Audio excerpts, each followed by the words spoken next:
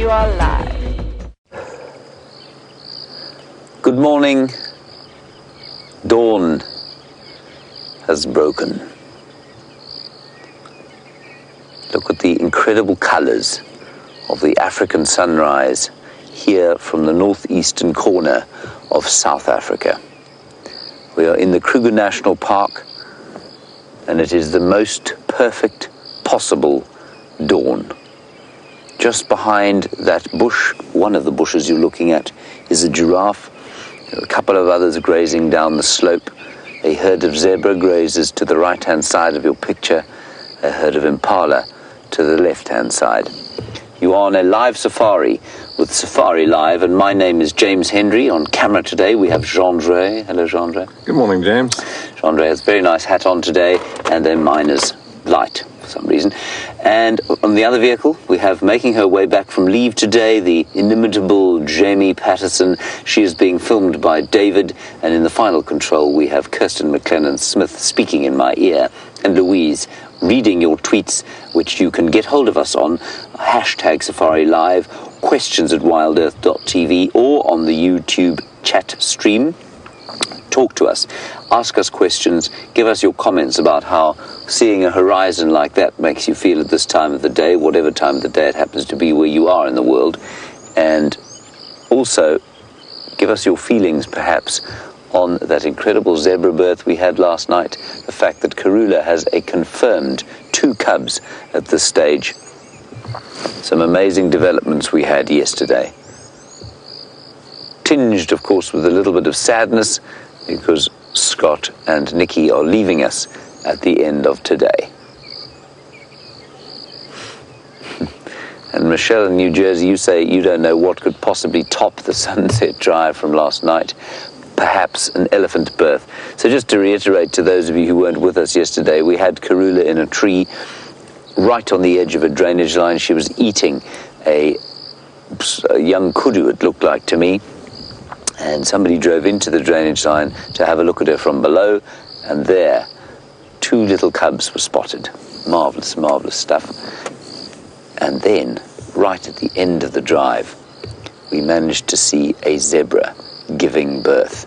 My first birth. I've never seen a live birth before in all my 10 years. Just about every single colleague I've ever worked with has seen one, and it was the most profound experience. And here comes a little giraffe into picture. Look at this. This is a real perfect time for a semi-silent reflection, I feel. Very subdued dawn chorus. No lions calling. And just the odd drongo and the odd grey-headed sparrow calling from the birds. And our plan this morning is to head across to see if we can't find that little zebra foal. We have seen a herd earlier. I didn't want to put too much light on them, so we will go, as it gets a bit brighter, off to the right-hand side of your picture, try and pick that herd up again and see if we can't spot the little foal that was born yesterday. It's not often that I say I'm glad that there are no lions around at the moment, but I am extremely glad that there are no lions around at the moment, because there is nothing easier to pick off than a newborn animal for a pride of 5 lionesses, which is the constituency at the moment of the Nkahuma Pride.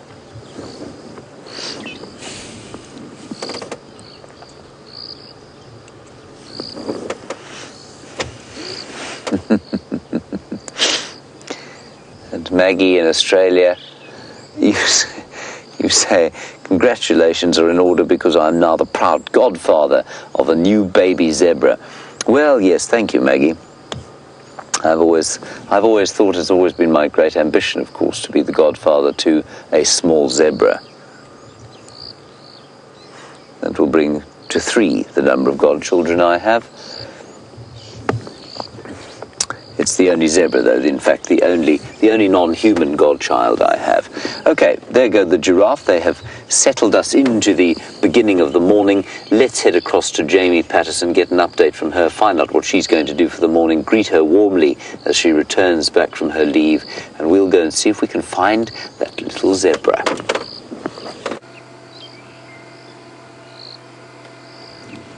And a very good morning to all of you across the world, and what a spectacular sunrise to be greeted with on my first day back. How incredible is this sky? It's the kind of sky that promises one of those baking hot late summer days. And so special to be back on Djuma. And Djuma is looking incredibly green and beautiful compared to when I left. Obviously, that rain made a huge difference. For those of you who don't know, my name is Jamie, and I have Dave on camera with me this morning. And I am back from leave. It is great to be back with you all once again. I'm very excited. Yesterday, it was all happening. Karula with her cubs still around. It is such a great feeling. And then that zebra birth, I watched it last night, and Dave and I were just discussing that feeling is indescribable, and to know that something like that is happening live is just the most special thing in the world. Now, I didn't go far. I've actually just been straight towards where that sunrise is. Actually, when I say we didn't go far, Brent and myself traversed most of the Kruger National Park, all the way from the top corner, Pafuri, and the border of South Africa and Zimbabwe, but still in exactly the same reserve that we're in now, in our little section of the greater Kruger area. Now, my plan for this morning is to go and find the hyena den, because I hear it's moved. I hear they've wandered around and moved back to the den at Aubrey's Road, so I want to go and pay them a visit. Most of our regular viewers know that I have a bit of a soft spot for spotted hyenas. And just keep your eyes peeled, because I can hear elephants moving in the bushes. So there's a herd in here somewhere.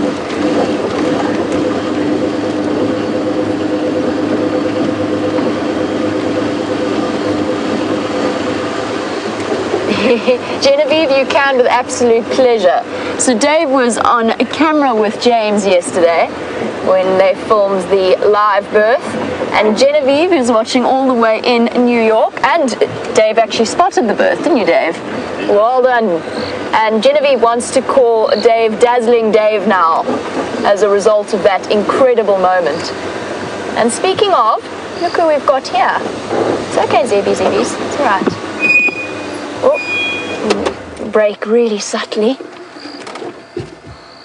Here we go. Don't think it is James's herd. None of the foals look that new. They don't have that wobbly, fluffy look. But hopefully at some point today we'll actually be able to catch up with that mom and her little one. Here's a baby there. Bit older. We'll keep an eye out for the brand new baby.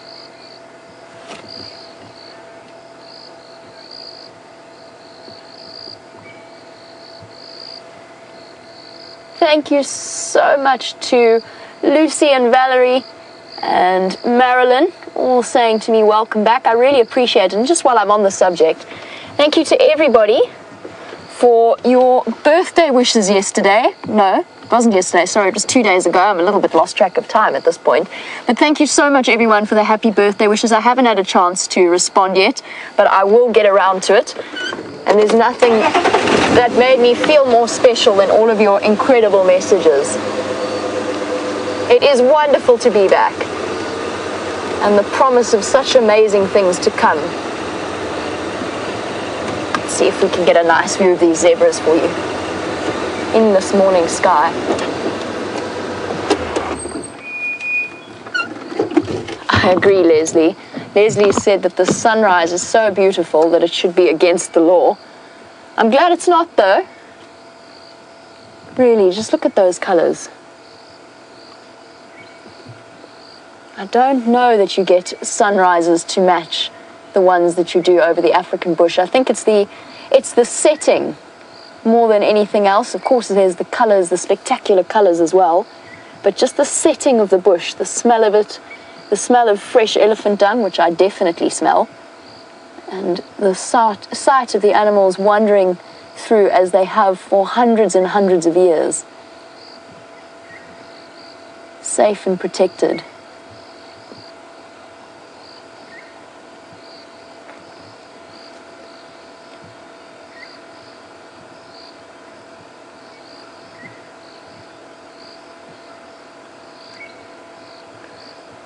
Gilly, I'm just going to be quiet for a moment and we can listen to the sounds that Gilly's pointed out.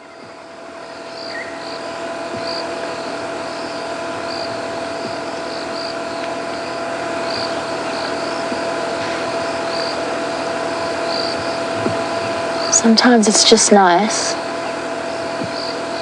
to sit and listen.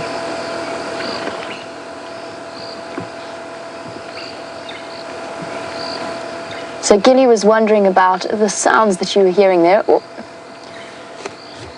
trotting off. Gilly wanted to know if those were crickets or frogs that we're listening to, that she's finding so relaxing. The answer is crickets.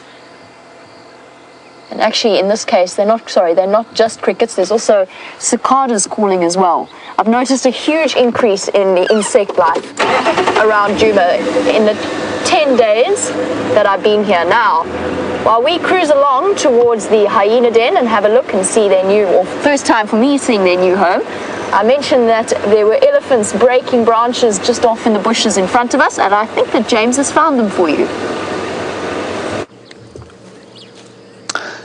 There, just below the horizon that is pinkening in the sun, is a young bull elephant.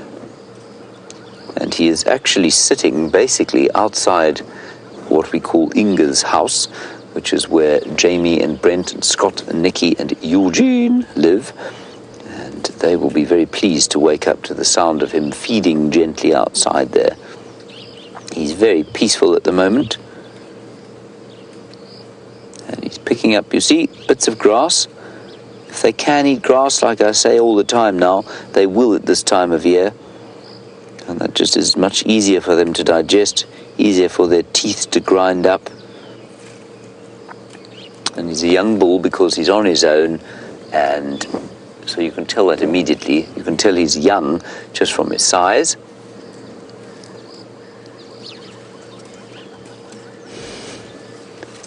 There he comes. Isn't that great? Peaceful fellow. He's probably about 20. So not quite in the sort of fullness of his adulthood. He will reach his maximum weight only when he's about 40 or 50. And he'll keep getting taller until the day he dies. But at that size, he's not going to be competing for mating opportunities. Now, I'm being kind of disingenuous because I'm making it sound like he's not very large. He stands at least 10 feet at the shoulder. And you can't see that, of course, from where you are because perspective is a little bit difficult. But about 10 feet at the shoulder, a large fellow. Probably about 4.5 tons. That's 4,500 kilograms. Multiplied by 2.2 gets us to roughly, say, 11,000 pounds. It's a big animal. Oh, sorry about that, old boy. Wendy is just a bit noisy. Isn't that great? I'm going to sneak a little bit forward so that when he walks past this termite mound, we don't lose sight of him.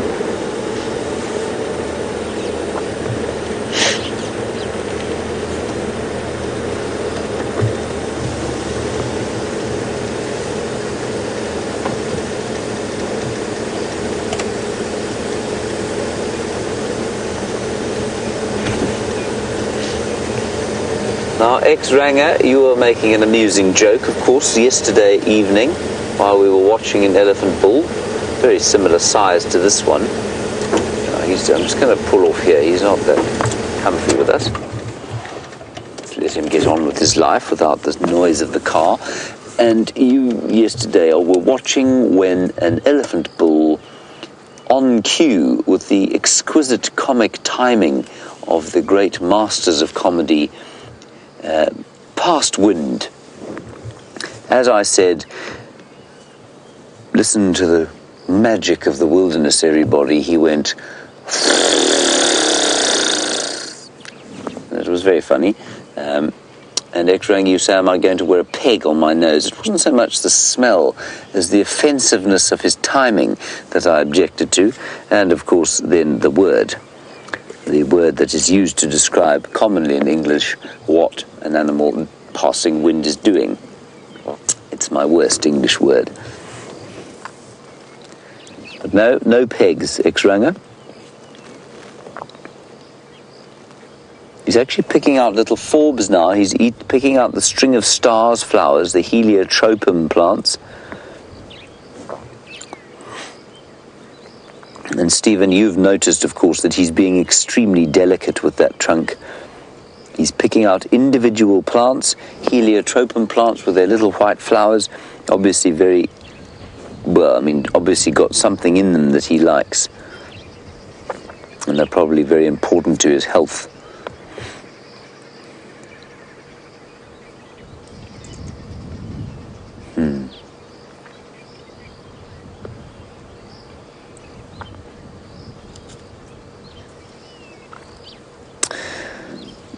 Now, an interesting one here from Lauren in New York. Is the length of an elephant's tusks an indicator of his age?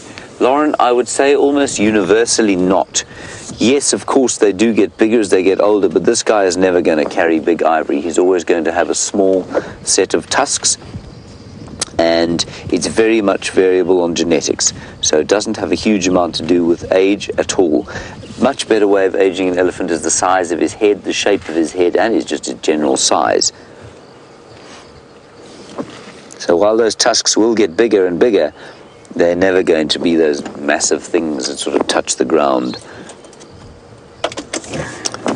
We'll try and go around him.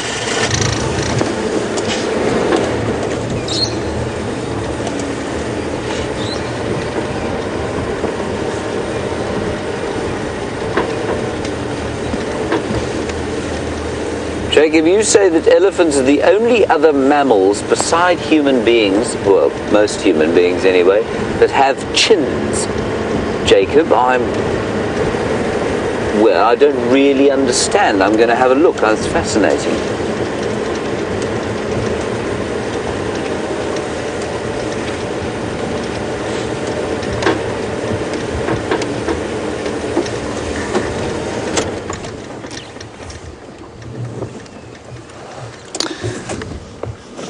Now, let's have a look here for a chin.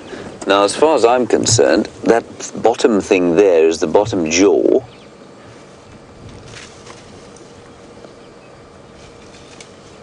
I suppose it might be described to have a chin. What do you think, Gendry? I mean,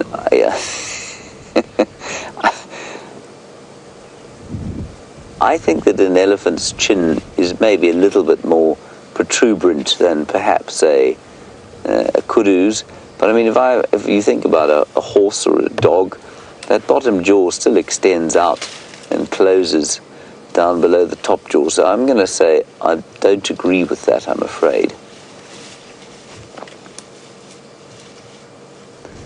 It is a little sharper, I suppose, but I've seen some people with much less sharp chins than that.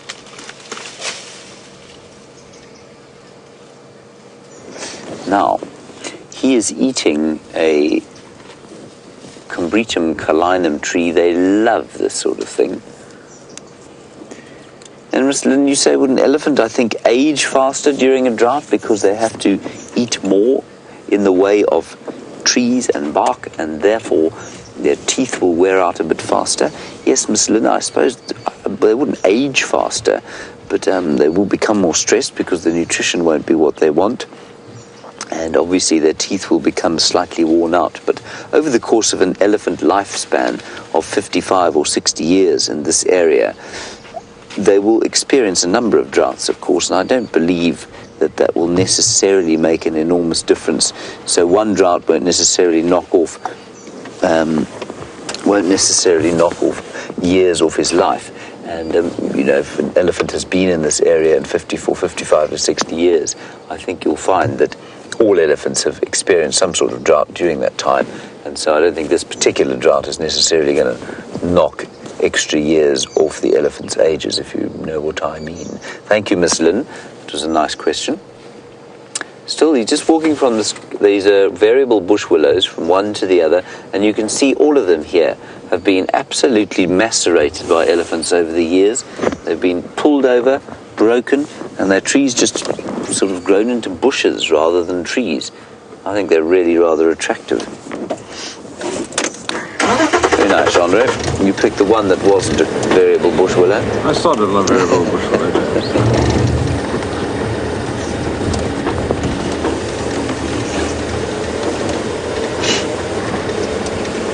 Hello, Jamie in Alabama. Ooh, I see some zebra down there. You want to know if the aromas and smells of the bush are stronger in the morning than they are at any other time of day. Jamie, yes, I would say they probably are.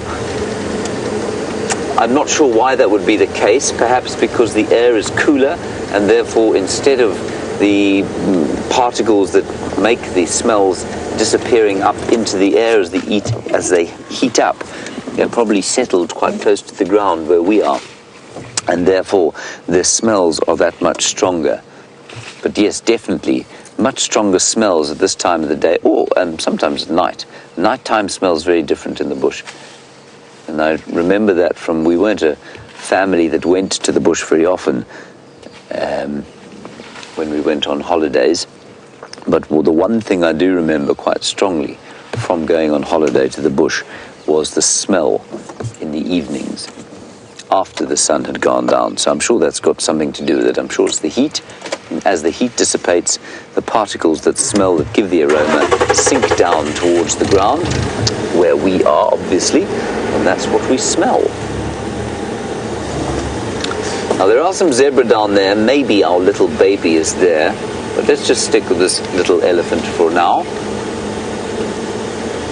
And Kimber, you want to know how much an elephant eats every day. Well, the most reliable source we have is only from a 10-year-old cow, and she was eating about 150 kilograms of foliage a day.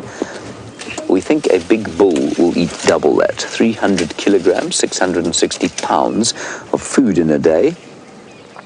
And of that, about a third to two-thirds will come out as dung. So vast amounts of dung get deposited on the ground, very important for the fertilization of the soil out here.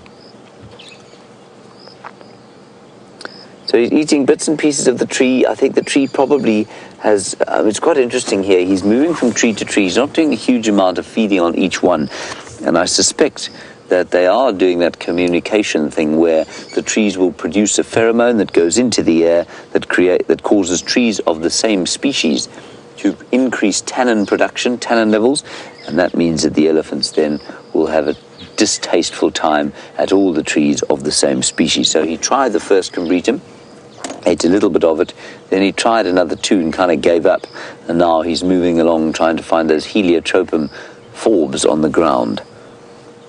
That tree that he's going to there is a silver cluster leaf, which he and his friends have destroyed at various times during the course of the summer.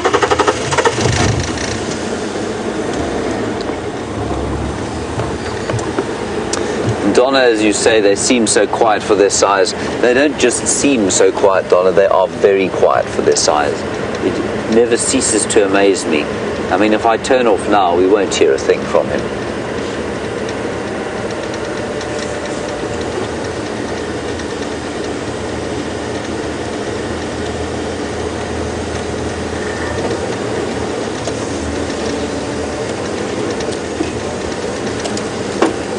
Stop here because I think if I go around the other side of the bush there, he's going to become irritated. Now look what he's doing. He's trying to get the grass out from underneath the tree there. This is an acacia tree. That means the soil underneath it will be extremely nitrogen rich, and that means that the grasses underneath it will be very nutritious. Isn't that cool? Listen to that. So not... Oh, gee.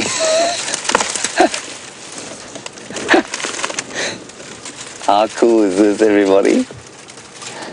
So he's just moving the tree. He's not trying to destroy it. He's just trying to move it so that he can get at that lovely fresh grass.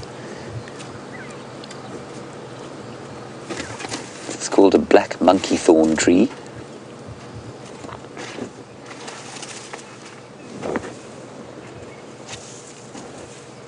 He's just digging there. Seeing if, I wonder what he's digging for. Now, an acacia tree is a legume, interestingly enough, and so it's got nodules under the ground which will produce nitrogen, and I wonder if he is looking for some of those. Is him digging there? How cool is this? That's it. What are you looking for?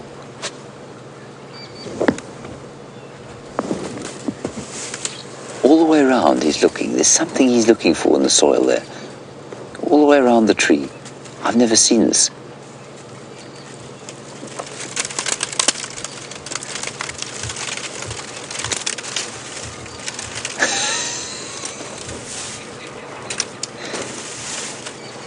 This is so epic.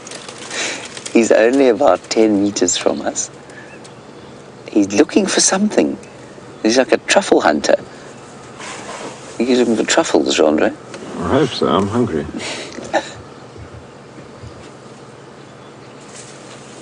Maybe he's just trying to toss some sand on himself. No, don't go away. Keep going. Oh, that was so cool. that was really amazing.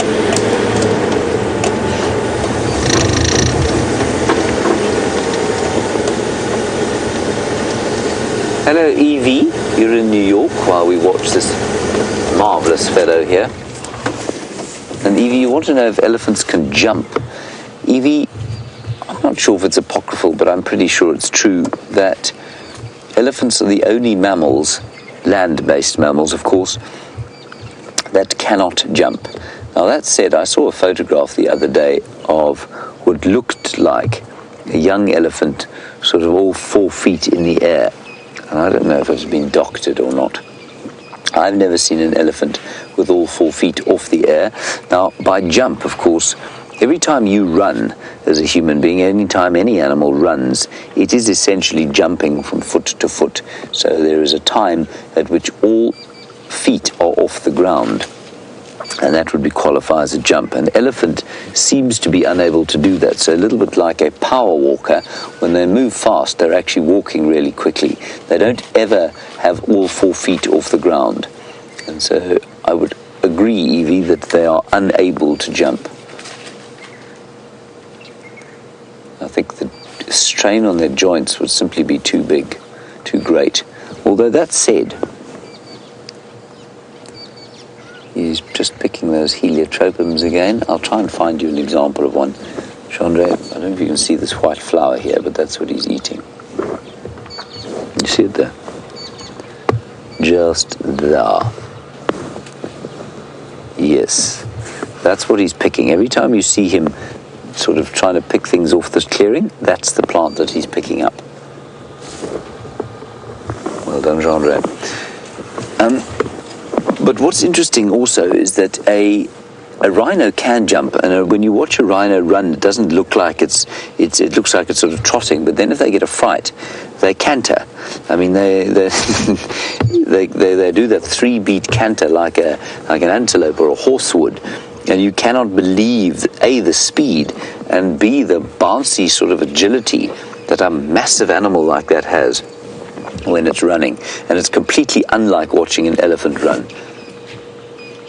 I think we're going to leave him now, everybody. We're just going to let him wander off down the road there. He's not that comfortable with us.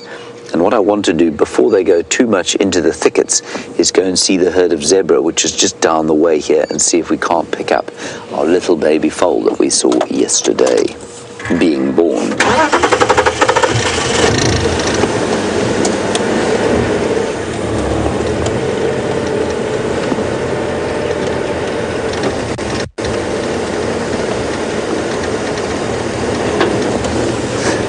Hello, Ravi. Another nice question from you this morning. Good morning to you.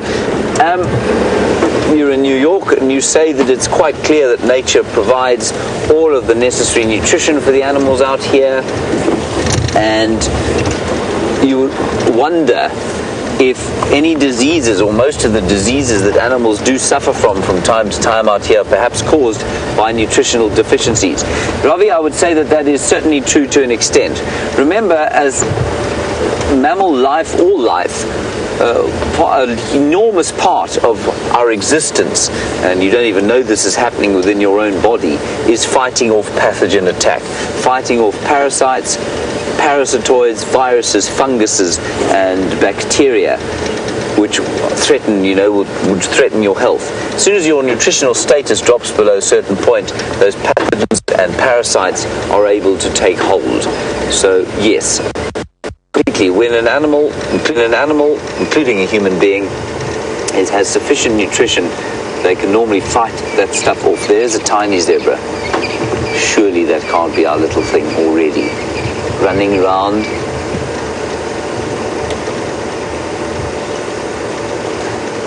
It can't be after a night. Look, it's chasing the impala. This is so cool.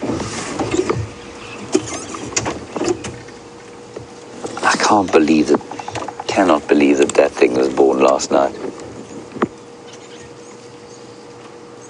I don't see how else it could be any other way, though, to be honest.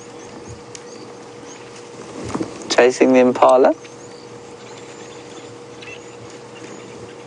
Let's see if we can find the mother. I don't remember what she looked like. Well, I mean, she was a zebra, obviously. But yes, thank you, Kirsten. I knew that was going to come in my ear. She looks like a zebra, says Kirsten. Deeply helpful.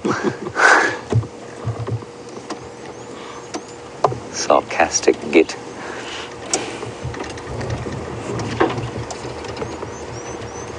Let's just roll down the hill here gently and see if we can't spot it again. And I just wonder if the mum won't have some kind of indicator, maybe a bit of blood on her backside.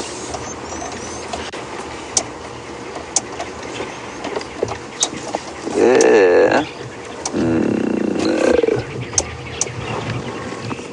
There are some more. There are two kinship groups of zebra here. There's one in there and one here. And obviously a woodpecker going tick, tick, tick, tick, tick, tick.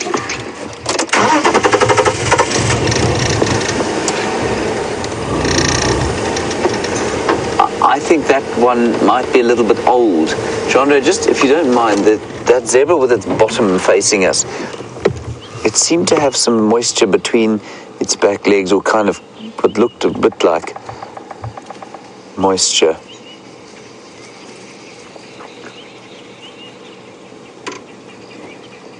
It flicks its tail.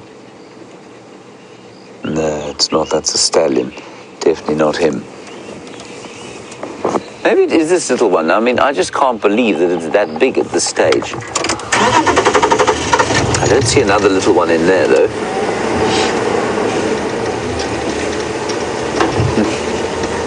I can't believe that an animal after less than 12 hours on planet, or 24 hours on planet Earth, is able to move at that speed.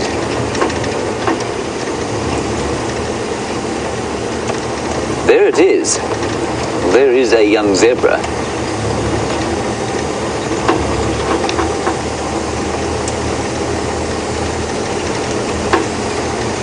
It is covered in a sort of brown, so I mean it looks like it's quite dirty. There's its mum. Just see if we can't see an indication of whether she's obviously just given birth or not.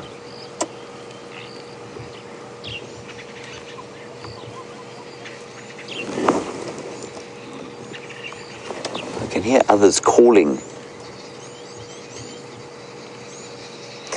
I think that's our chap. As Kirsty says, wouldn't it be a bit smaller? Well, I mean, I would have thought so.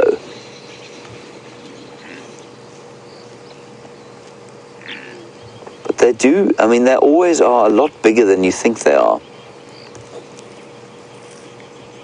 No, it can't be. Anyway, we'll keep looking around, everyone. We'll just see if we can't find another very small one.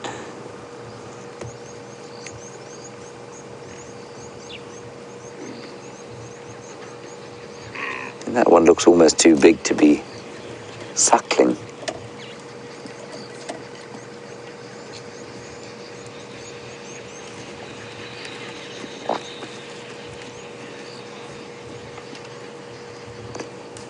Mother is not being particularly pleasant when it comes to the suckling part. That is very cool. A great plethora of animals here on this clearing today. Marvelous to see. And behind us you can possibly hear a bearded woodpecker making his territorial tap, tap, tap, tap, tappity tapping. Now this impala rut is already beginning.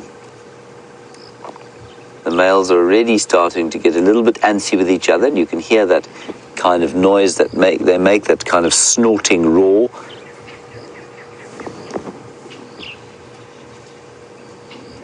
And this will go on, of course, until the middle of May.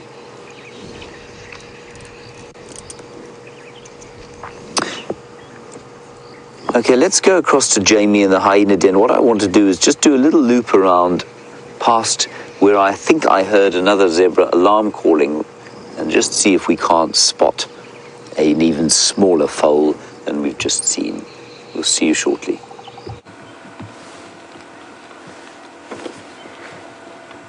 I have to be honest, I am in absolute heaven here this morning. We've got such an active hyena den, and just to see the size difference of our favorite cubs since in the last 10 days since I left is quite astounding. And to see the December twins, oh, you're getting bullied there. They are precocious and full of energy. Precocious enough that I've actually had to tap the side of the door a couple of times because they keep nibbling on my bumper and my tires, to the point that they were even shaking the, oh, got a stick. Shaking the car. It's actually a bone. I can hear them crunching on it. And they are one animal that is going to thrive in the drought. Oh, oh, squabble, sibling squabble. They're so special. It's one of the things that I absolutely adore about the live safaris, is the fact that we can actually watch these animals grow up. Somebody's been lying in mud.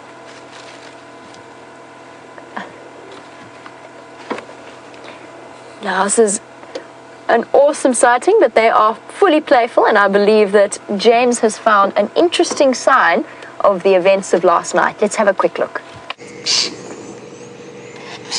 Just very quickly, everybody, I have heard some alarm calling. That is the afterbirth from the zebra. This is where she gave birth, so the answer as to whether she would eat it or not has been very definitively answered.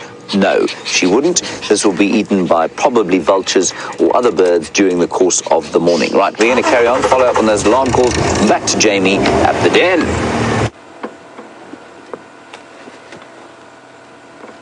While James rushes off to follow those alarm calls, I'm just going to let the action speak for itself for a moment.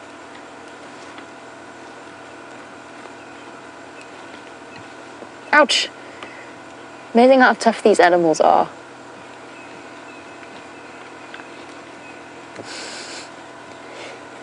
Very definite size difference between the December twins.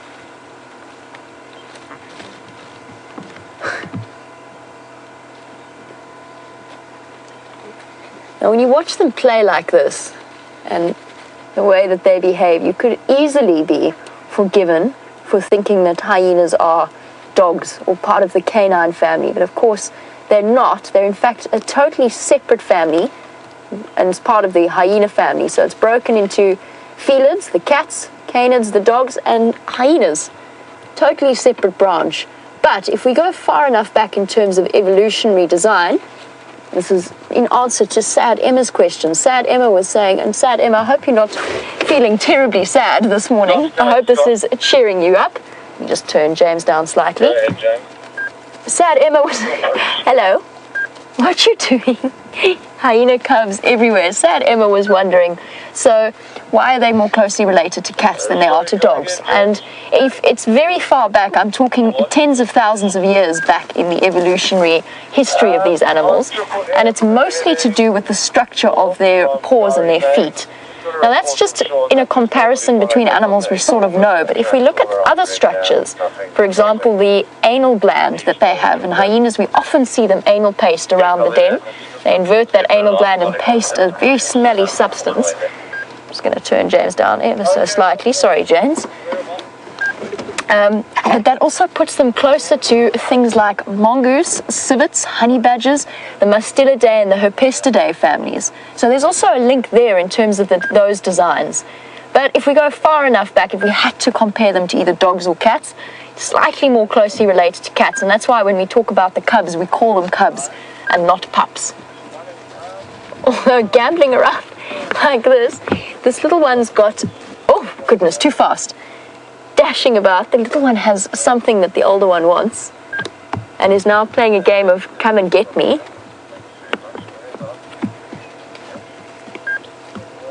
Such a far cry from when we first saw these cubs, and they were wobbly and brown. Oopsie! Inhaled the bone. Don't choke, little one. Got him by the back of the neck. See, it's crunching a little bone there. Dashing about. This is the first time I've been to this den in a while. Funnily enough, I'll tell you a story about this Aubrey's Road den. I actually found it the first time they used it months ago when I was still bright-eyed and bushy-tailed. Not that I'm not now. But when I very first started working for Wild Earth, I found this den initially. And it was purely by chance. We were actually in an elephant sighting, Liam and myself. Hello, Mischief. What you going to do? We were actually in an elephant sighting. And we just happened to stop so I could rummage around. And Nikki, who was directing at the time, suddenly picked up on the fact, because we turned the camera aside, we weren't live. She suddenly picked up on the fact that there was a hyena cub that had come right up to investigate, just like these guys are doing now. And we followed them back to this den site. I'm glad to see them using it again. It's actually such a perfect, I mean, how many have we got? 1, 2, 3, 4, 5, 6, 7, 8 at least. All in this nice open area, so it's a lovely den site. And I'm so glad we managed to find them as quickly as we did after they moved. But Herbert, you were wondering how far we are from, presumably the Mvubu Road den, which was their previous den. Herbert, we're probably... and I don't have the map with me at the moment, we're probably about 1.5 kilometers would be my rough guess, which puts us at just under a mile away. It's quite far. I mean, for the littlest cubs of the bunch who are already getting their spots, which I'm surprised to see, the matriarch's cubs, that's quite a trek. Look how big they're getting, big and bold and brave. I haven't seen November yet. Oh, those little ones, even though they are so tiny, have got enough strength now. Oh, goodness. Just think about, sorry, I did slightly sidetracked. Just think about your puppies and your kittens at home. And just think of those sharp teeth that they have. Now just imagine that combined with the jaw strength of a young hyena. And you can imagine how much those nips hurt. You'll notice they're going to be very gentle with that young cub. You don't want to mess with the matriarch's babies.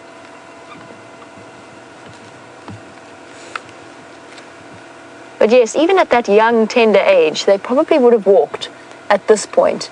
When they're still at this brown, fluffy stage, when they're still wobbly with their wobbly back legs, at that point their mothers may carry them if they decide to move dens. So, for example, Corky moving the December twins months ago, when she moved them across to the Galago shortcut den, she would have carried them at that age. They were probably about maybe 1.5 months, 2 months old at the time. But now at this stage, even the tiniest ones, like this little bundle of terror, would be able to walk across. It would just be quite a slow process. It would be interesting to know, I mean, hyenas are primarily nocturnal animals. It would be interesting to know if they move them during the day or at night. At night, of course, they've got the advantage of their security and their night vision. Hello, Corky. And as well as the fact that they know the area better in the evenings. But then during the day, they've got much less chance of encountering something like a lion or a leopard or one of the other threats to the cubs. So I'd be interested to know if there's any pattern to whether hyena cubs move during the day or during the night. My guess would be they move their cubs in the early evening, but that is just a pure guess. That's a little bit, I was going to say that's a little bit big for you, but seems to be doing just fine.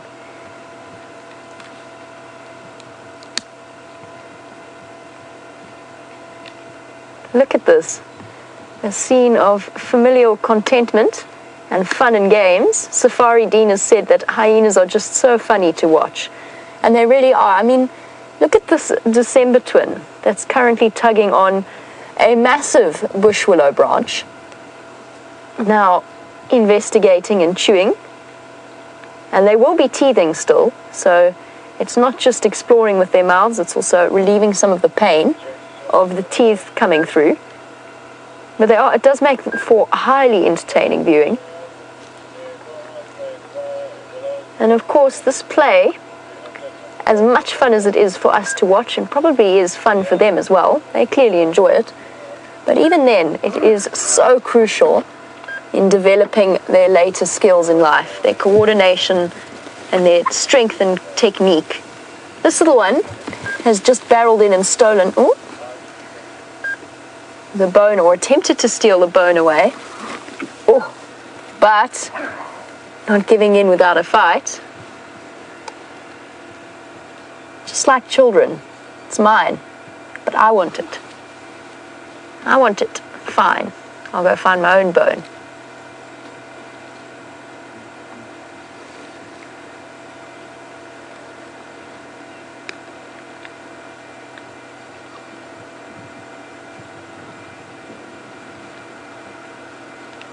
They are so fascinating. There's nothing like those hyena eyes. I know they've got such a terrible reputation, but those big brown eyes are so soulful and full of expression. But in terms of design, they're the most incredible creatures. And both Lisa and Logan were wondering a little bit about, she's heard something. I don't think it's too serious, though. They're not reacting too much to it. They just all looked up with their ears up. But you were wondering a little bit about the design of the hyena. So Logan essentially asking, what are the advantages to having those long legs? And Lisa was wondering, why are they designed the way they are with those sloping backs? There's a couple of reasons. So hyenas and lions evolved pretty much together in the same niche and are essentially each other's main competition. So the lion is the apex predator, but hyenas are active at exactly the same time. They're also nocturnal, they're meat eaters, they're predators. So they've evolved alongside each other. And what you found is that hyenas have evolved to be nomadic in a way. They're not completely nomadic. Obviously, we've got territories with the clans and their territories, but they do cover far larger distances than lions do. And it just gives them an opportunity, particularly in the much more open, for example, desert areas, parts of Botswana and Namibia, to cover enormous distances in search of food and to actually scavenge from lion kills. So that sloping back is actually an advantage because it gives them a very energy efficient gait. The long front legs mean that the back legs, they actually have to walk sort of almost with a swinging motion. They barely put any energy into moving their back legs. All of the power is in the front, and the back legs just swing up behind and crossing from sort of left to right so that they don't step on their own toes, essentially, when they walk. And then the other reason, the other big advantage, is that hyenas are capable of crushing bones, which is of huge advantage. They can get into the bone marrow that's something like a lion. Despite the fact that lions will eat the smaller bones, they cannot break into those femurs, those humeruses of the kills that they make, and actually extract the most nutritious part of that bone, which is the bone marrow. Hyenas with their big strong jaws can, but big strong jaws also come with the need for muscle attachment areas. So they need powerful shoulders and powerful necks And they've actually got what's known as a keel along the top of their skull, a ridge along the top of their skull, which serves as an attachment point for all those tendons and muscles. So the powerful front quarters give them, or partly contribute to their bite force, as well as the fact that they have that energy efficient gait. And there we go, practicing on a young cub, building up what will become fearsome, crushing, powerful jaws. And yet they play with each other so gently, sort of. Sometimes it gets a bit boisterous. I'm with my favorite baby animal, or one of my favorite baby animals in the area, but I believe that James has found another very special, very sweet little baby for you. Oh, it's just so very tiring after a night of walking around with the herd, trying to find things to eat all the time. Oh, all around us there are elephants, everyone. The one is very cross now because there's some zebra that disturbed him. There really is a real abundance about the place today. Elephants everywhere we look.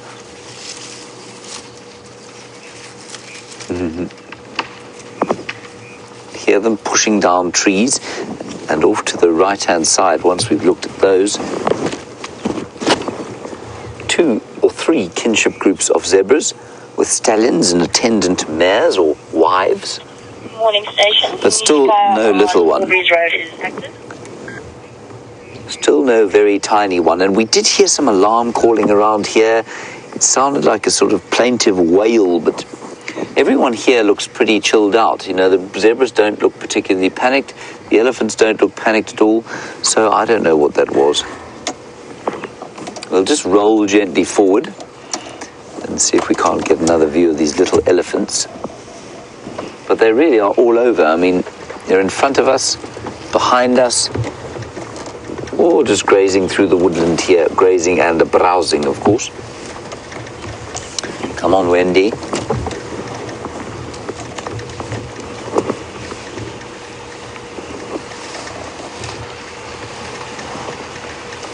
There they are.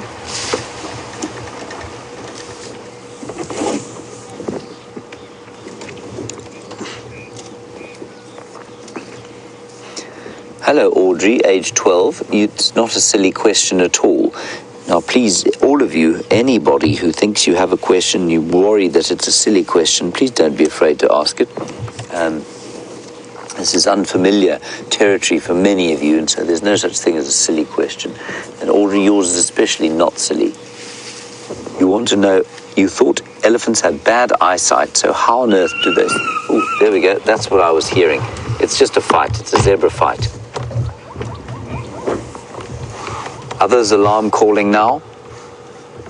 It's just some conflict, some internal turmoil within the kinship groups. That's precisely what we were hearing.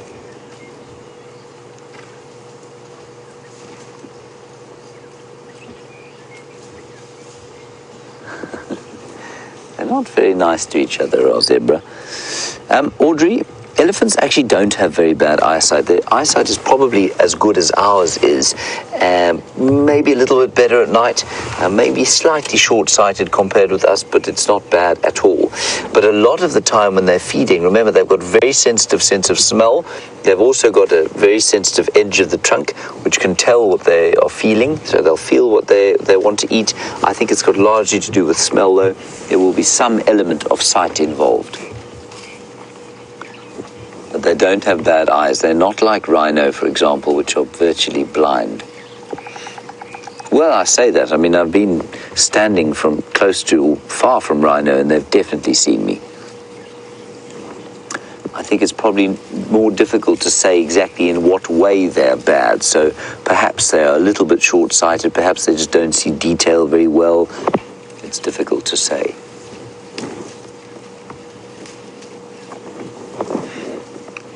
It really is abundant.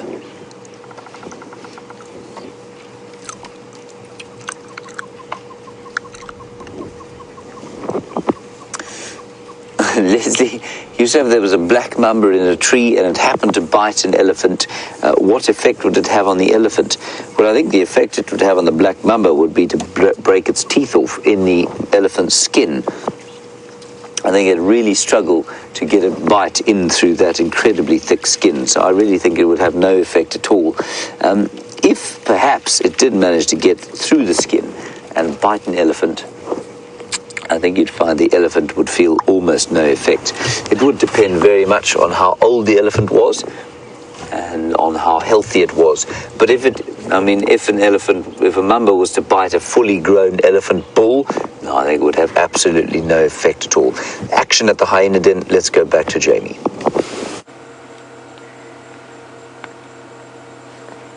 You've arrived just in time to watch one of the December's twins' tentative dismount from the termite mound, having a bit of a game of I'm the king of the castle this morning. Oh, carefully does it. A couple of weeks ago, that dismount would have been far less graceful and probably would have involved the odd tumble. I've been looking for November. I still haven't found November. I don't know where he or she is. I'm pretty sure November is a he.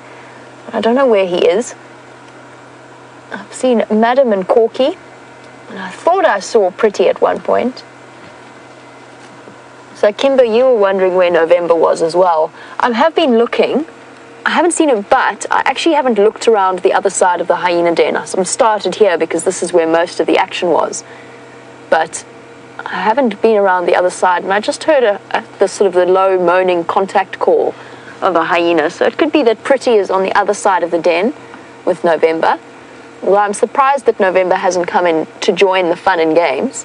Look at that round belly. They've obviously not been going hungry.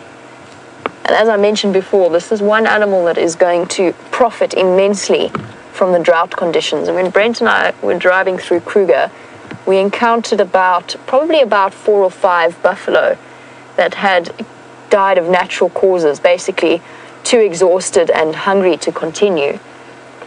And at that point, there were hyenas all around and vultures all around, but all of them were actually too full to even start feeding. It's going to be a time of bounty and plenty for these hyenas. Well, the hyenas around the country will be able to reap the rewards of a very, very tough season. It was also fascinating to see how few animals were around the rivers in Kruger, because all of the animals had sort of packed themselves around the rivers in the last few months. There was just no food around them for the animals to eat.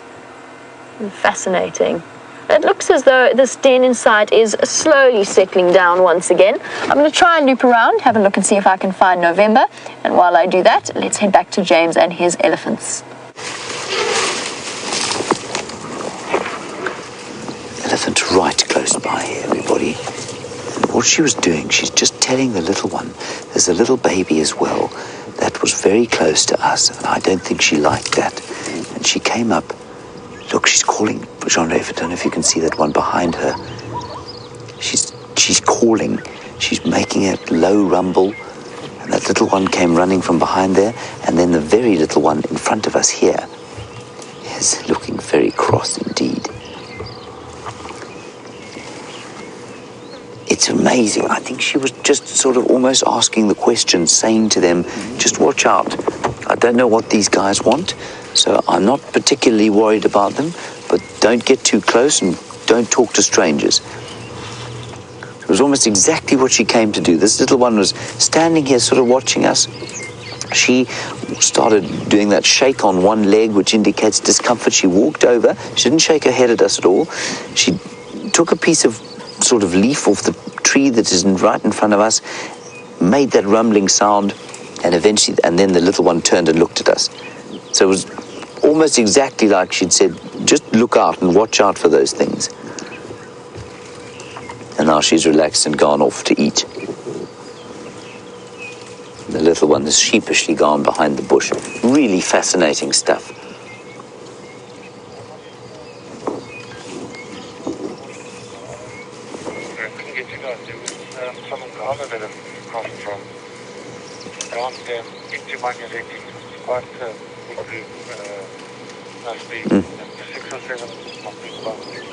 Amazing, amazing stuff.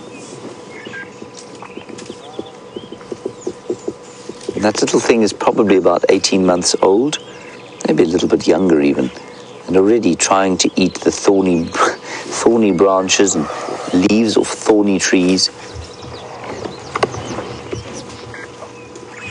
There's another one scratching his ear.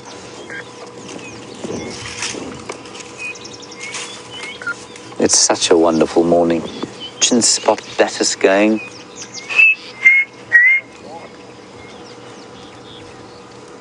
White-browed scrub robins. Southern black tits.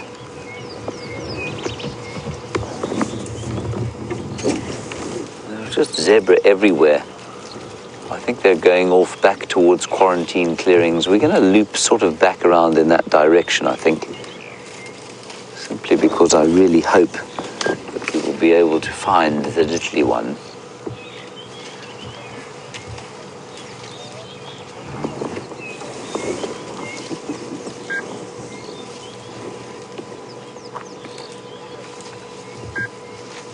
Now, Majikla, you want to know that little baby zebra from last night would possibly have some umbilical cord still hanging from her belly or his belly. Yes, I imagine he would, you know. Probably, certainly the remnants. I'm pretty sure that other one was too big. I'm 95% sure it was too big to be the one we saw being born yesterday. I just got so hopeful that I began seeing what I wanted to see.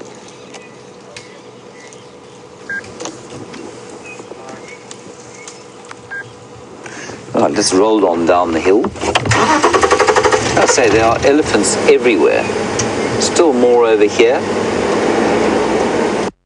All right, we'll see if we can get another view of them. Jamie is still with those wonderful hyenas. Let's go back to her.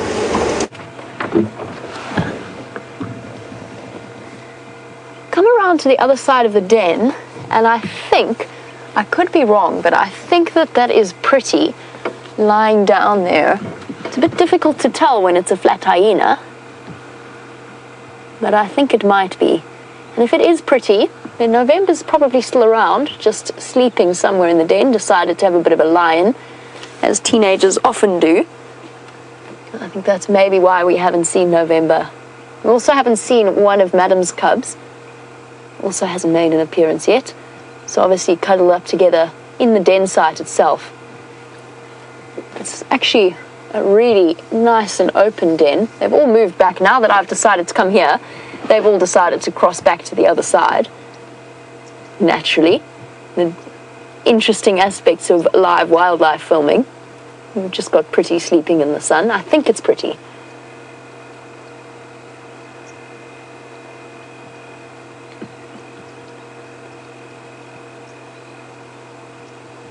Oh, hyenas are going exploring. I think we should go exploring with them. And while we do, I'll answer Elizabeth's question about hyena hierarchy. And Elizabeth, it's actually a very tricky one. But basically, Elizabeth wanted to know at what age the hierarchy starts to show when the cubs start to grow up. It's a fascinating question, and hyenas are complex animals. To say that we have a complete understanding of the way that their society works would be a little bit of an overestimation. And of course, the fact that different hyenas live in different areas, they have different environmental circumstances to deal with, will naturally change their behavior as well. Are you guys going to come to me? If I go around, are you going to come back here? Yes. Because that's what we do. So Elizabeth, essentially the hierarchy shows as soon as the cubs are born. The cubs of the matriarch, for example, will automatically inherit her status. And the other hyenas will treat them with a degree of subservience. And the reason they do that, of course, is because that is very fiercely enforced by the mother. She's usually the biggest, toughest hyena. Not necessarily the oldest, but definitely one of the most precocious and maybe even aggressive would be the correct term to use there. It's difficult. You don't want to really throw words like aggressive out there. But the matriarch does tend to enforce her status through shows and displays of strength and power.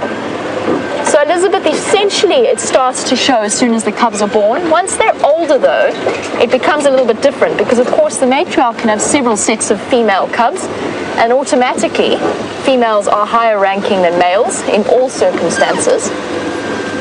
Were you getting a little bit too brave, you two? Matt, dash back to the den.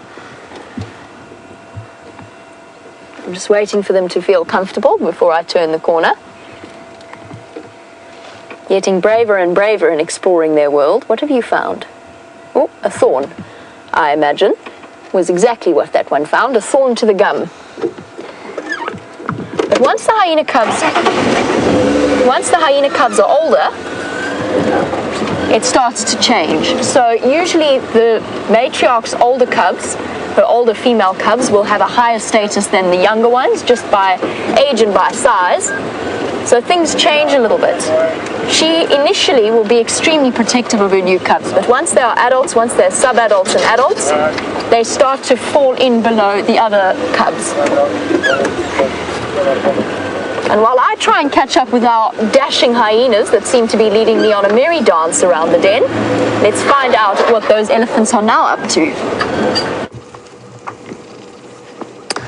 There is another elephant bull, and he was just putting some sand on himself, giving himself a bit of a scratch. They say, of course, that elephants throw sand on themselves to get rid of ectoparasites.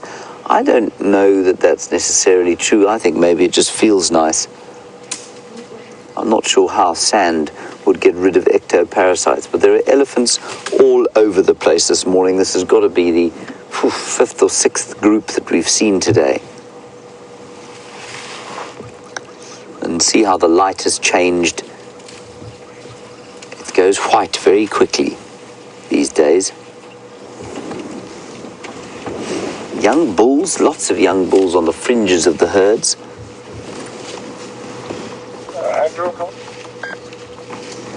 And I think these guys are probably going to head towards Treehouse Waterhole, see if they can't get some mud. Now the mud, of course, is an effective ectoparasite remover.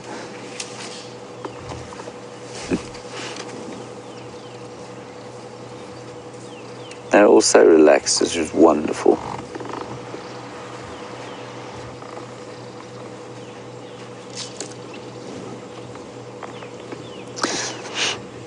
Oh, lovely question from X-Ranger. I love the subject, on the subject of smell, and you say that smell is supposed to be one of the senses that we use the most to remember things, and there's no question that a smell can spark a memory in you from years and years ago that you haven't thought about.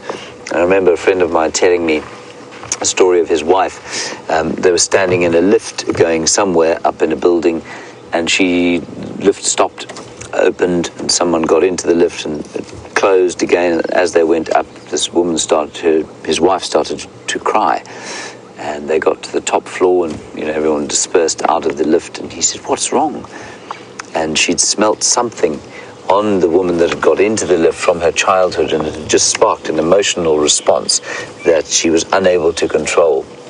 So absolutely, it completely sparks memory, and I think it does. If it does that for us, we don't have a powerful sense of smell. We have a much more powerful sense of smell than we think we do, and we interpret a huge amount through our noses subconsciously, much more than we consciously are aware of.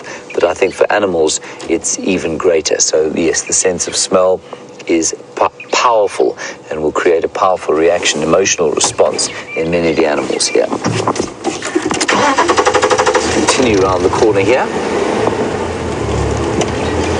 Just originally going to go towards Treehouse Waterhole, but let's just go there quickly. Big giraffe. Unbelievable. There's just everything going on here at the moment. Luke, you want to know why it is that, well, they say an elephant always remembers. Luke, I think you'll probably find it comes from folk tales, to be honest. But, an elephant never forgets, always remembers. I think you'll find it comes from folk tales, probably. I don't think it's necessarily true, but I will say to you that there is anecdotal evidence that they remember individual people. There's anecdotal evidence that they remember individual events in their lives and traumatic events. And and that memories can be sparked that can create an emotional response in an elephant. All right, let's go back to Jamie. She's still got some action at the den. So this is absolutely fascinating. We've had a surprising visitor to the hyena den. A couple of striped horses, or zebras, have decided to come and visit the den. There's one that you can just see there. It's been so interesting to see the reaction of these animals, of the hyenas, to the presence of the zebra. Initially, the zebra kind of came walking in as though they were going to chase the hyenas away, and the cubs scattered everywhere. I should be able to reposition now. I couldn't earlier because there were hyenas all over the show. But they were actually, the hyenas were growling at the zebra. Let's go around because they still have a little bit of a standoff. The hyenas dashed off with tails held high. You know that sign of excitement. Just make sure I don't drive into a tree or into the space of a hyena. But it was so incredible to witness. The hyenas being very protective. The cubs initially terrified, but after that, relaxed and actually curious. Now, a zebra is an aggressive animal. This we've seen many times play out in practice. So they can and often do chase animals like wild dogs. Generally, hyenas are not a threat to zebra, but they do fairly regularly go after and hunt their foals. So it would not be impossible. It's not impossible that they might decide to try and chase each other. The zebra are still there. I think they've actually moved off. Sabrina, you were wondering, Sabrina is one of our 12-year-old viewers. You were actually wondering if they're any kind of threat to each other. Hyenas will hunt, as I said, they will, particularly now at this time of year with lots and lots of young zebra about.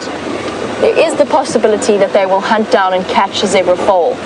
And of course, being the stamina-driven animals that they are, a baby is a fairly easy target for them because a baby will tire far more easily than an adult zebra might. You can see the nervousness in her body language. Cubs are excited, tails up, full of curiosity. They've got to be careful though. It's unlikely that a zebra could catch them, but it is a possibility. And if a zebra did manage to catch a hyena cub, as unlikely as that may be, it would be probably mean death for the hyena cub. I don't think it's likely to happen. The zebra have actually moved off. But it's caused much excitement around the den.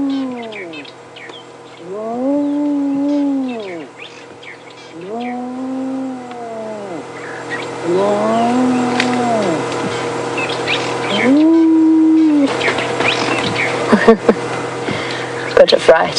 So those low moaning sounds that you may have heard are submissive noises. It came from the adult hyena actually that was sniffing the cub, and it was making very, very submissive sounds. We've always suspected that Corky, the mother of the December twins, is quite a high-ranking individual. Look at them all. They're all anal pasting, wandering around. Most of them have moved into quite a thick block ahead of us, behind the zebra. The zebra have moved off to quite a distance. But you can see how a visitor to the den has caused a little bit of chaos and confusion and excitement for the cubs. This is all new and interesting learning curves for them. I'm trying to figure out where the matriarch went, where Madam went, because Madam was the one who initiated a very protective charge towards the zebras, and she was the one who was actually growling at them to try and scare them away, which she did very effectively. I think we're going to go on another merry dance around this hyena den. Let's just go forward a little bit, see where they're going. Most of them seem to be heading back towards the den now. Oh, could that be November? I think it might be. I think November's just popped its head out.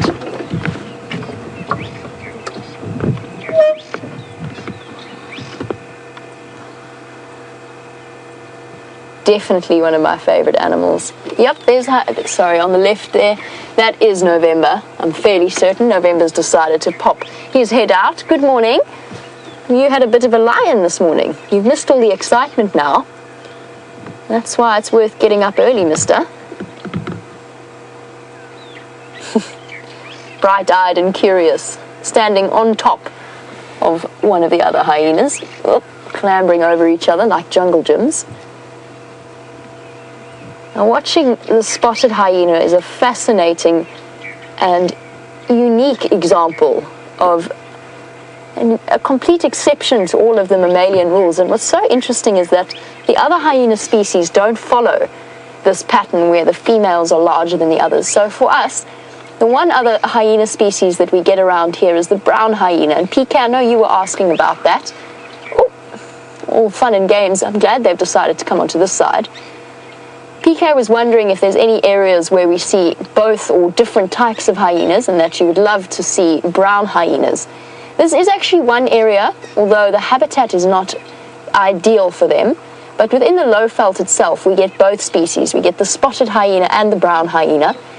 I believe that one brown hyena was seen once in the 7 years worth of live safaris. That was with Peter Pretorius, I believe. And there was much excitement as a result. One hasn't been seen since, and that's because the habitat and the lion density as well as the spotted hyena density all plays a role in keeping the brown hyena numbers at bay. They tend to prefer a slightly rockier habitat. They often den in caves, in rock crevices, rather than termite mounds, although they will use termite mounds as well. So it's always a possibility, PK. The one thing that you won't see that you did ask about is the striped hyena. And that's because there aren't any in South Africa. They're more adapted to the northern areas of Africa. So far away from us, there's a tree climbing hyena there.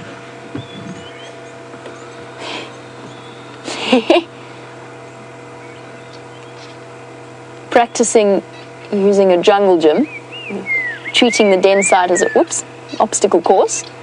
And as I said, these are essential skills that they are learning. How awesome is this? When last did you see a hyena up a tree? Maybe a slight exaggeration on my part. Down we go. You're all going to go back to the other side of the den, aren't you? Definitely thinking about it. Oh, there's another head that's just popped up there to the left. Hello. That was interesting to watch the youngest cubs, Madam's cubs, dash straight back into the den as soon as the zebras came through.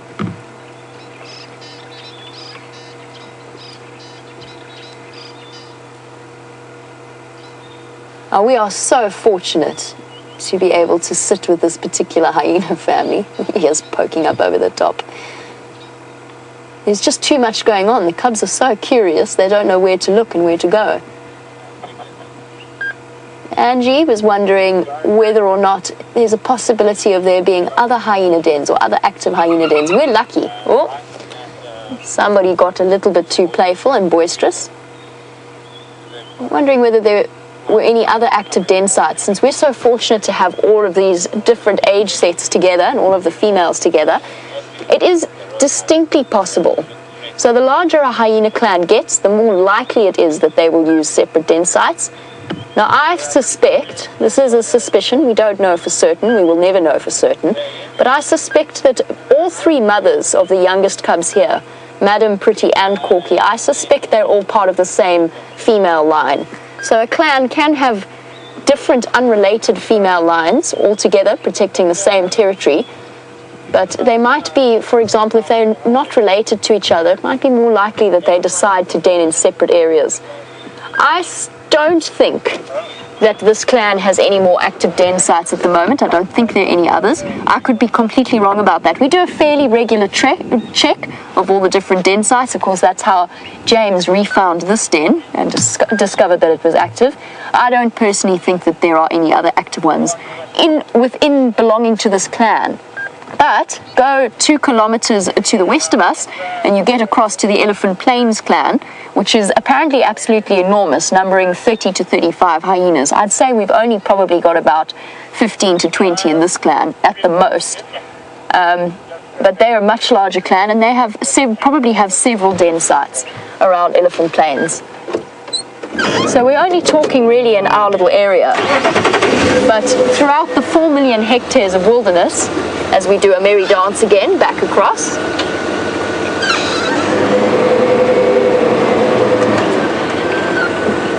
Now, I've been trying to identify the hyenas that I've seen today, but it's been so chaotic I haven't actually had a proper look at all of them. But Lance was actually wondering whether or not there are any males at the den today. Lance, I think there is one, and I actually think that is the sub-adult known as Bella. I'm pretty sure that Bella's been around while we've been watching all of this action, so he's been here, and we're fairly certain that Bella is a male. It's always a bit tricky to tell with hyenas. There are ways, and they involve very careful examination of the genitals, because of course females and males in spotted hyenas look so similar. But you can, if you look very closely, see a slightly pinched tip to the natural penises of the males. They're not quite as broad as the pseudo-penises of the females. So I think that there are some males around. I think Bella's definitely here. I haven't seen any of the adult clan males.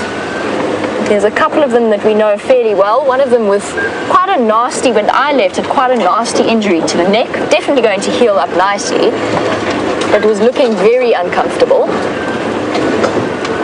But I think probably they're spending a bit more time towards the Djuma pan and the Galago pan. They seem to enjoy resting there. Back around we go for the, what's this, Dave? Third time? I think it's third or second time that we've come around here. Hello.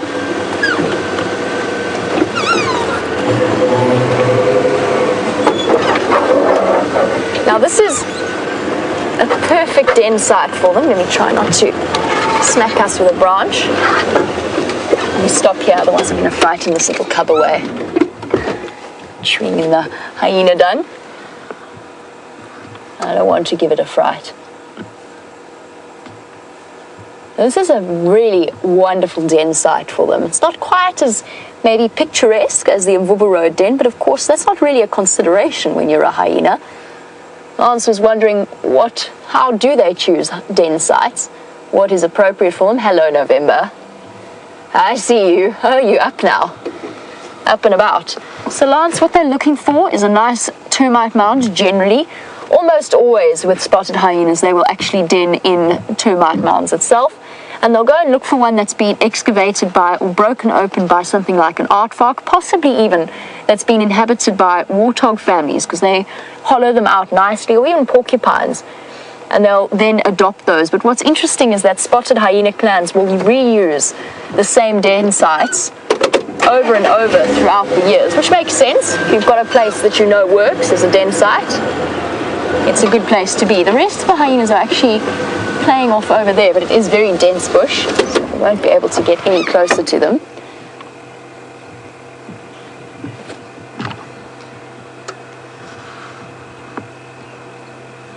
Now, despite their fearsome reputation, and they do get quite a bad rap, our poor hyenas, Dylan was actually wondering, how dangerous are they? How aggressive are they to man? And the answer is they're not at all. They're fascinating because alongside with evolving with lions, they've also evolved alongside man. And they are definitely never, ever going to attack a person in, for example, either in broad daylight or at night. There are cases of hyenas injuring people. And the reason that happens is because people are sleeping, it's when people sleep out in the open, unprotected, without any kind of watch system. And hyenas will then go and investigate them, have a good sniff, and quite possibly, as I've spoken about before, explore with their mouths. So that can result in very serious injuries. It doesn't often happen, it's very uncommon. But obviously you don't want to be sleeping out here in the open at night. We are not nocturnal creatures, we have evolved to be diurnal creatures, and we are definitely not the apex predator at night. So that is the only real time that a hyena is a threat to a human being. And generally, if you encounter them at night, all you've got to do is clap your hands, shout a little bit, and they will dash off. We've had to do it once or twice, because of course they like to come and explore the campsite, because campsites quite often mean food. It's only when people start to feed them as well. There's one other, now that I think about it, there's one other situation that becomes dangerous, and that's around campsites. And unfortunately, it stopped. It became a very big pattern in the Kruger Park over the last sort of 10 years or so, that people were feeding hyenas chop bones, so they were starting to spend more and more time around camps. So if you ever do come and visit, please, please, whether it's baboons, spotted hyenas or monkeys, please do not feed them. They come to associate people with food, they lose their natural fear, and then they do become dangerous. And 9 times out of 10, that animal then has to be removed because it's become a threat to people. And that is such an unfortunate situation where people are responsible for that. Our hyenas appear to be playing games with us. They're disappearing off across and into some very dense vegetation. I think I'm going to leave the hyena den for now. It's been an awesome start to the morning. I'm going to head out and see what else I can find. In the meantime, let's find out what Mr. Henry's been up to.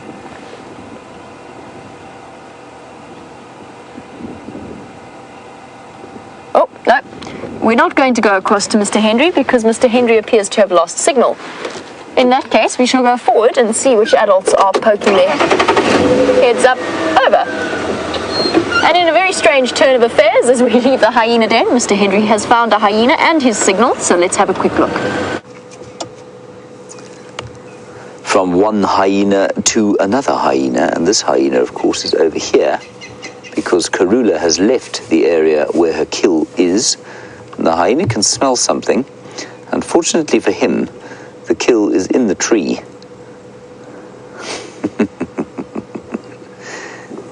And the hyena will not be eating that meal today. I think this is one of our males, if I'm not mistaken. Those of you who are the experts here can let me know. But this is why, I mean, it's a little bit dangerous for Karula to have had her cubs here. I mean, there is a kill, obviously. And so why she would have brought her cubs around here yesterday, I find odd.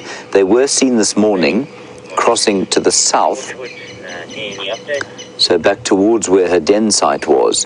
So, I mean, she's not around here and there's no danger. But I just find it odd that she would have brought them towards a kill, which obviously attracts hyenas. There she's running. He's running away now. Maybe he's just decided that, better option somewhere else. Anyway, we'll just give you a quick view of the kill. I just wanted to come and check what was going on here. And there were reports of Karula going back south with her 2 cubs a little bit earlier. And I wonder, maybe she moved away because it started to smell and she knew that it would attract the attentions of hyenas. Those cubs are now, we think, probably about 5 weeks old. They will be beginning to think about starting to climb trees, but I don't think they'll be right at the tree climbing age yet.